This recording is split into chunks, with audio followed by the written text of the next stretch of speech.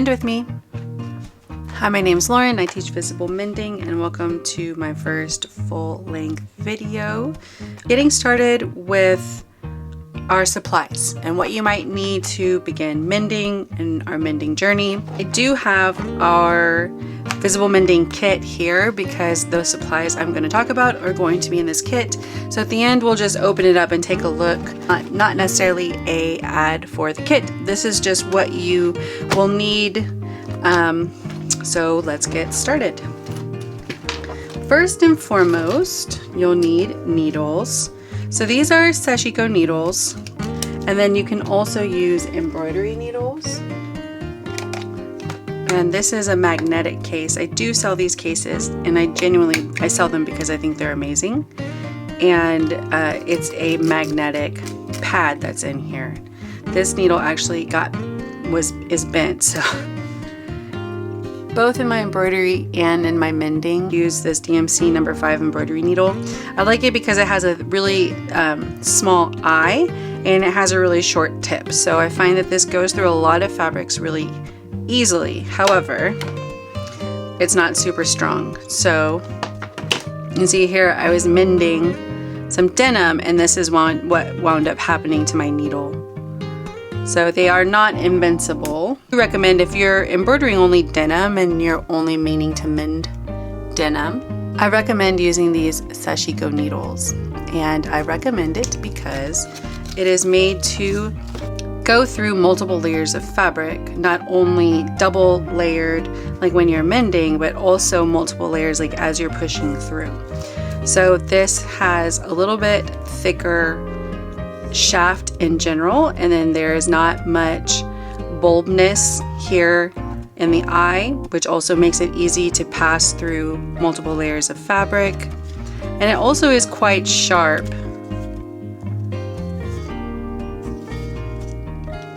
And they come in a longer needle if you're doing more traditional mending. So a needle is the first thing you're going to need.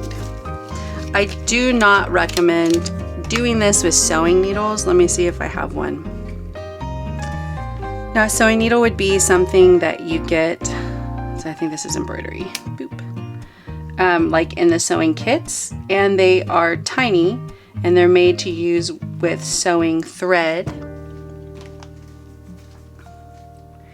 And the eye of that needle, I don't have one to show you, but in any basic sewing kit you'll find it.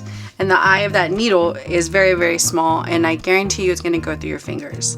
I've already done it, so don't do it. It'll pierce the pads of your fingers if you're really sewing something and you're trying to push through multiple layers of fabric. Okay, so first we need needles. Then we need scissors. So these are the kind of scissors that come in the kit, and they have a cover because they're very sharp. I really love these, and again, it's something I sell, but I sell them because I use them. I bought 5 pairs of these on my own before I contacted the independent seller. There's one woman, she's in Canada, and she has these scissors, and she only does wholesale, and she's amazing. So these are steel. They last forever. They stay sharp, and they're freaking adorable. So any kind of embroidery scissor. I also have these of little scissors lying around. Next thing you're going to want is a clear ruler. You want a clear ruler so you can see through it. You can see the work underneath, and that just helps you a lot when you're mending and drawing on clothes. So next thing you want is a heat erasing pen, a fabric marker, a chalk pen. Let me gather some of the different things I have. Okay, you're gonna want some kind of marking fabric marker. I prefer the friction gel heat erasing pen. I realize this might leave ghost lines on your dark fabric, okay? Just FYI, it's not made for fabric. They do make pens like this that are made for fabric. I feel like it would probably do the same thing. I live in Texas. I've never had any problems with this pen. I've been using it for years. I love it. Not a lot. People in the comments have a lot of things to say about it, but nobody's contacted me and told me that this pen has ruined their clothes. So just I really like it, but it's not made for fabric. They also sell it like this in blue, and it's a pack of blue, red, and black. And actually I find red works really well on darker fabrics. Again, it could leave a ghost line, and it did. This left a little ghost line on a tan thing and fabric that I mended. I didn't hate it. It didn't ruin my mend. So, and these are refillable. So if you really want to go this direction, I recommend this, because these really don't last too long. If you're going to be using it quite a bit, I would go this direction. They also have wax pins, fabric tailoring pins. Pencils. And I really like these for dark fabrics as well. Why I prefer the pen over something like this is because of the precision of the line you're gonna get. But it really, because I genuinely use the stick and stitch patterns that I sell, these guys, I genuinely use these all the time. So I really am not marking on my fabrics too much. Maybe I'm making guidelines, or for it's a very small mend, or I'm making an outline. So it's not a big issue for me what marking pencil I use. There's also chalk. You can use a white chalk pencil, and it's like a chalky thick line. And I find when I'm embroidering, I want something precise, a lot like tattooing. You want a nice precise line. You don't want a thick one, because then your lines start waving. So these are the pens. You will want some kind of straight pen. So these are just regular sewing straight pens, and you can get those in a sewing kit as well. If you do a lot of sewing, these are always really helpful for sewing and crafting. I use these as well. You can buy these on Amazon for less than $10, I think, for a pack of 100. And then some kind of pin cushion. These are great to find at thrift stores. I don't think I bought either one of these new. I definitely found this one. He's a big hit. Next thing that you'll really truly need mending is ironing. So this is a wool ironing mat that I purchased online, and it's been really great to leave table side to use this way, so I'm not getting up and moving back and forth between my ironing board and having a large ironing board out all the time. I did have a tabletop ironing board, but I found that the more pressure I applied onto it, I would break it all the time, so I stopped using it. So this is a wool pressing mat. You can buy those online. And then I have a small iron. I find these things are pretty handy. I have not graduated in my sewing journey to a iron that's like attached to the seam that really presses things. So I find this works just as well as a larger, like mid-range iron. And I like that guy as well. A couple other things that you'll find handy on your sewing journey, your mending journey, are these sewing hams. And these are sewing tools for pressing. And it just really helps to kind of give shape to your clothing. Like this is really good for knees or butt area. It'll just give some roundness to your clothing. That really helps. But if you don't want to purchase these, and they're really not that expensive. I know when you're first going for your first project, you just want to like mend something and you don't want to buy a ton of stuff. But if you really get into hand sewing and you really get into mending and you really get into sewing in general, these are very, very helpful for a lot of things. But if you don't want to use these, you can also probably make one by filling this with probably like rice or scrap fabric. If you just sew this kind of shape, you would actually make one pretty easy. But if not, you can always just like stuff a sweatshirt in it. The thing I prefer about using this is that this material is far less easy to catch with pins, because normally you have 2 layers and you're pinning on top of it. That's why I would prefer this over the sweatshirt. The sweatshirt material, obviously this, you could do it inside out or however you want, but those are just my 2 thoughts on it. These are worth investing in if you really do find yourself doing this a couple times a month or whatever. Next thing you will need is thread. So this is how I keep my thread. It's a bit chaotic. This is very long to put on skeins, and I find that they stay together in their little clumps pretty easy. This is Sashiko embroidery thread. I do have a video on thread, and I'll make a different one because it was a long time ago and I guess it is probably confusing.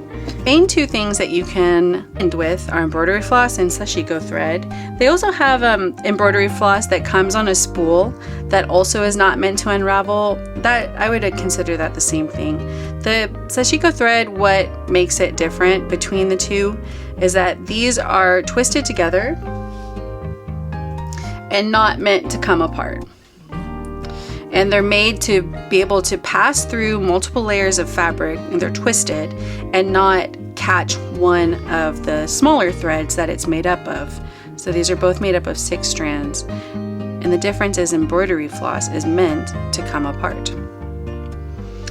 Why I would choose embroidery floss over Sashiko thread is if I am mending a thinner, more delicate area, or a lot of times with the star pattern with the thicker thread, it gets very thick. So I like to do the star pattern with thinner thread. I would probably even do 2 strands versus 3. And that really is just keeps it from getting bulky and getting crazy. But they're both cotton. But these in difficult areas, I don't know if I can get it to do it. I'm probably holding on too tight. But, you know, one might get like this. Yeah. So that would be the difference of using embroidery floss versus Sashiko thread. But you can keep it like this. Eventually, if you do this long enough, you'll have a scrap jar. And this is also really great for mending as well. So the scrap jar, I like to go through it and just pick out the longer pieces. Just mend with those and then pick up another piece. You can go through, I've done it where I've done like only pink shades or pink and earth tone or only blues, or you can do like every color, like a rainbow. The scrap thread jar, you would be absolutely amazed how much thread actually fits in this thing. And it's just cool to have around. Oh, here is a chalk pencil from earlier. I knew I had one lying around.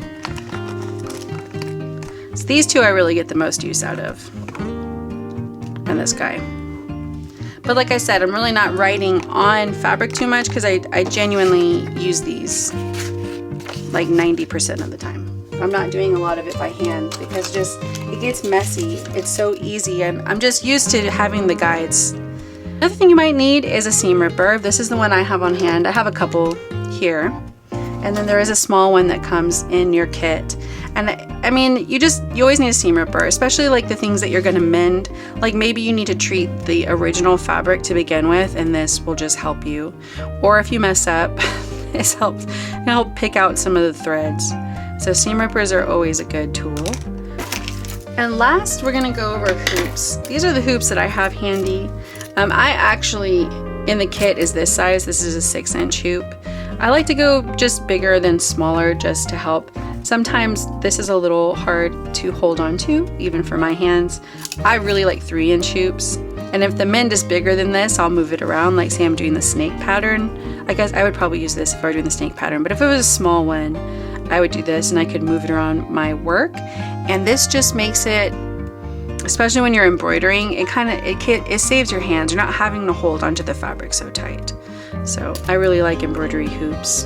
I don't use them. It really, really depends on what you're mending, if you're gonna use these or not. I used it quite a bit when I was doing the t-shirts because that fabric is super thin.